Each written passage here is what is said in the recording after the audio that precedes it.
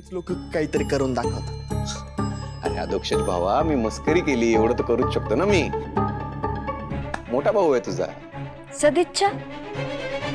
मोठा भाऊ सदिच्छा देऊ शकतो ना? ऑफकोर्स. अगं लहान भाऊ आहे तो माझा. जिथे जिथे तू आहेस ना तिथे तिथे मी आहे आणि असणारच आहे.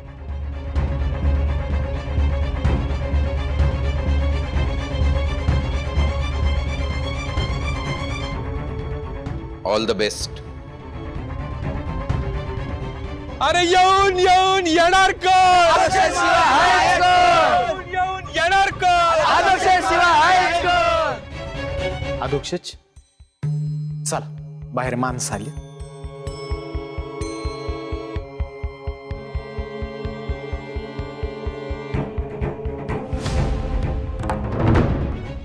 डबल गेम आहे. क्लिअर क्लिअर डबल गेम आहे हा मोठ्या भाई. एकीकडं आम्हाला सपोर्ट करताय असं म्हणायचं आणि दुसरीकडं स्वतःच्या पोराला आणि त्या डॉक्टरला, त्या गोपाळला जोडीला उभं करायचं निवडणुकीसाठी. याला सरळ सरळ गद्दारी म्हणतात मोठ्या भाई. आणि वैतराव बोडके पाटला बरोबर गद्दारी लय महागात पडल, तुम्हाला लक्षात ठेवा. शांत शांत, उगीच नको तो विचार करून पायावरती धोंडा पाडून घेऊ नका स्वतःच्या. राजकारणात माणसानं डोकं थंड आणि जिभेवरती साखर ठेवून जगाव. अहो खड्ड्यात गेली तुमची ती साखर. राजकारणात डोकं शांत आणि तोंडात साखर पाहिजे म्हणा. हे बघा मोठ्या बाई, वयानं मोठ्या असाल तुम्ही, पण राजकारणात आम्ही शिनियर आहेत तुम्हाला. आणि त्यामुळं आम्हाला शहाणपणा शिकवायला जायचं नाही. अहो मोहितराव, वारं कुठल्या दिशेनं वाहत आहे ते तरी लक्षात घ्या. ते असंच वाहत राहिलं ना तर तुमचं जिंकणं सोडा, डिपॉझिट पण जप्त होईल. मोठ्या बाई, आवाज खाली. बुद्धीनं आणि मानानं तुमच्यापेक्षा मोठी आहे. आता मी काय सांगते ते नीट ऐकून घ्या. मी तर म्हणते तुम्ही तुमचा उमेदवारी अर्ज मागा. काय? अहो तुमच्या सारख्या लोकांपेक्षा ना दुश्मन परवडली. अहो काय काय डोकं फिरलंय का तुमचं? हा, काही काय सांगायला आम्हाला? शांत शांत, आधी गेम समजून घ्या.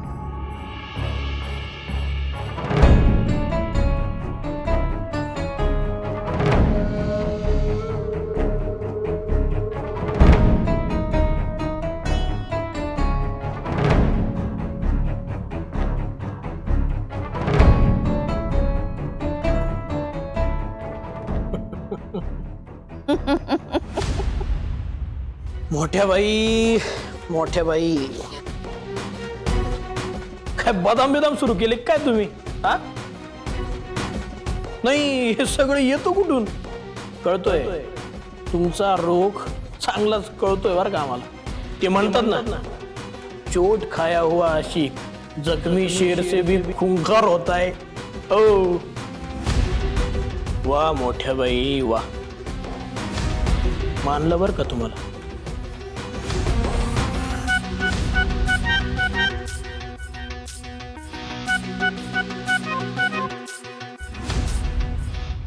हुकुमशाहीला टाकू मोडून, हुकुमशाहीला टाकू मोडून, हुकुमशाहीला टाकू मोडून, अधोक्षज महाराजांचा. थांबा, एक महत्वाची न्यूज आहे.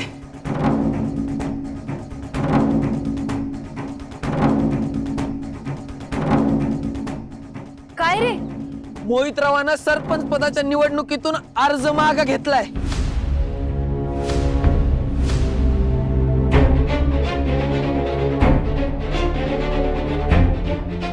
अरे कसं शक्य आहे? हा, मोहितराव आता निवडणुकीतून आउट. हा म्हणजे आपला आदू बिनविरोध निवडून येणार. एक मिनिट पप्प्या, मला ही बातमी अजूनही खरी वाटत नाही. अगं इन द कन्फर्म न्यूज आहे. तरी पण हे बघा, असं होऊच शकतं. काय आहे, पराभूत होण्यापेक्षा माघार घेण्याचा विचार एखाद्याच्या मनात येऊ शकतो. करेक्ट आहे. आता आपला अधोक्षज बिनविरोध निवडून येणार. अरे येऊन येऊन येणार अधोक्षजशिवाय आहेच कोण? येणार अधोक्षजशिवाय आहेच कोण? अरे येऊन या मोहितरावानं अर्ज असं कसं काय मागं घेतलं?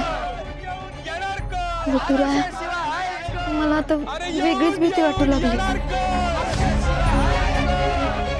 अहो दादा, औषध म्हणजे काय खाऊ गल्ली आहे का? हे खाऊन बघू, ते घेऊन बघू. मी तुम्हाला नीट व्यवस्थित तपासून औषधं दिली आहेत. ती घ्यायची असतील तर घ्या, नाही तर तुमचा आणि माझा दोघांचा वेळ वाया घालवू नका. ठेवा फोन. हाय. हाय, मला सांगा डॉक्टर, तुम्ही लोक औषधं देताना असं कपाळावर आठा पाडतात का? तुमची नजर फारच तीक्ष्ण आहे हो. नाही नाही, तुमचा आवाज मोठा आहे आणि चेहरा पण फार एक्सप्रेसिव्ह आहे. थँक्यू. एनिवे, तू इकडे कशी काय? मी तुला भेटायला आले. काय विशेष? काल मंदिरात निवडणुकांबद्दल जे काही ठरलं, तर मी पाहिलं की तू खुश नव्हतास. ए, तू MFR केलंस का ग? म्हणजे मास्टर्स इन फेस रिडिंग. अगदीच डिग्री नाहीये माझ्याकडे, पण जवळच्या माणसांचे चेहरे वाचता येतात मला. गोपाळ, मी दिग्रसकरांच्या फॅमिलीतली नाहीये, पण जरा मन मोकळेपणाने बोलू तुझ्याशी. काल मंदिरात अधोक्षजला निवडलं, तर मला ना ते सगळं खूप विचित्र वाटलं. म्हणजे एका प्रसंगाने कसं काय आपण उमेदवार निवडू शकतो ना. आणि दिग्रसकरांचा मुलगा हीच जर अट असेल, तर तू सुद्धा दिग्रसकर आहेस ना. अधोक्षजचा मोठा भाऊ आहेस, सर्वार्थाने मोठा आहेस त्याच्यापेक्षा. फ्रँकली स्पीकिंग, मोबाईल विकणं हा व्यवसाय, समाजसेवा नाहीये. हे बघ श्रीकला, तू करतोस ना ती समाजसेवा आहे. आय नो अधोक्षज तुझा भाऊ आहे, हे मान्यच आहे मला, पण एकदा विचार करून बघ, खरंच त्याच्या खांद्यावर एवढी मोठी जबाबदारी देणं फायद्याचं आहे? आय मीन, पेलवणार आहे का ते त्याला? तिथेही त्याची बायकोच पुढे येईल, तिलाच सगळं बघावं लागेल. हे बघ गोपाळ, तू स्वाभिमानी आहेस, अनुभवी आहेस, तुझ्यात सगळ्या कॅपेबिलिटीज आहेत. अधोक्षज तुझ्या इतका चांगला उमेदवार आहे असं मला तरी वाटत नाही.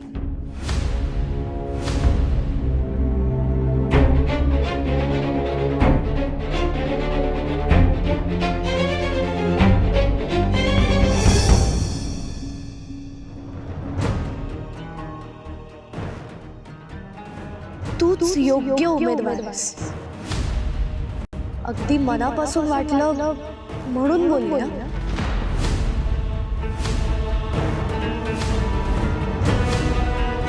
Please don't take it otherwise. No Shrikala, I won't.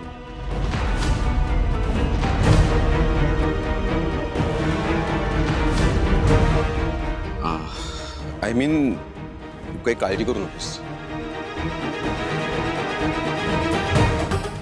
जे योग्य आहे तेच होईल.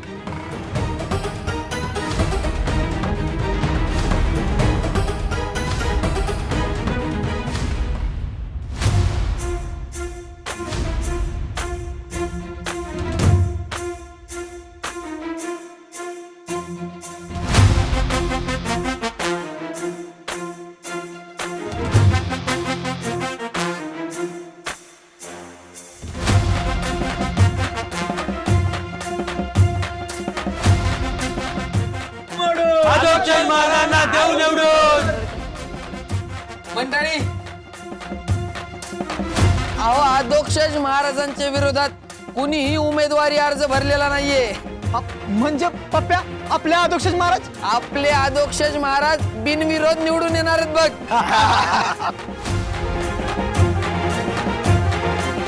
एक मिनिट पप्प्या, अरे पण असं कसं? कुणीच कसं काय फॉर्म भरला नाही रे? अगं डिपॉझिट जप्त होईल याची भीती असेल. गावचा सरपंच होणार कोण? अधोक्षज महाराजांशिवाय आहेच कोण? अरे गावचा सरपंच होणार कोण? अधोक्षज महाराजांशिवाय आहेच कोण? थांबा शांत शांत. अजून कोणी अर्ज भरला नाही याचा अर्थ असा नाही की माझ्या विरोधात कोणी उभाच राहणार नाही म्हणून. वा अधोक्षज, अगदी बरोबर बोललास तू. तुझ्या या संयमी वागण्यामुळे तूच योग्य उमेदवार आहेस हे तू आज सिद्ध केलेस. कसं आहे बा, राजकारणामध्ये कायम तोल सांभाळून बोलावं आणि वागावं लागतं. व्यंकू महाराज म्हणूनच अधोक्षज महाराज बिनविरोध निवडून येणार आहेत बघा. हे मात्र खरं बोलले पप्पू शेठ तुम्ही. अधोक्षज महाराज तुम आगे बढ़ो, हम तुम्हारे साथ है, अधोक्षज महाराज तुम आगे बढ़ो, हम तुम्हारे साथ है. शांत व्हा, शांत व्हा.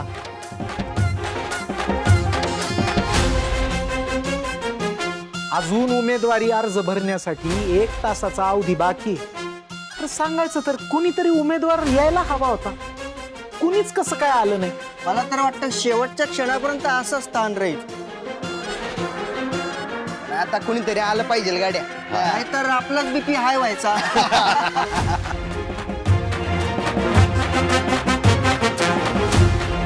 पप्या, विरोधक असल्याशिवाय लोकशाही टिकणार नाही. त्यामुळे विरोधक हा हवाच. अहो महाराज फक्त 10 मिनिटं राहिलेत. अहो मग 10 मिनिटं वाट बघू की.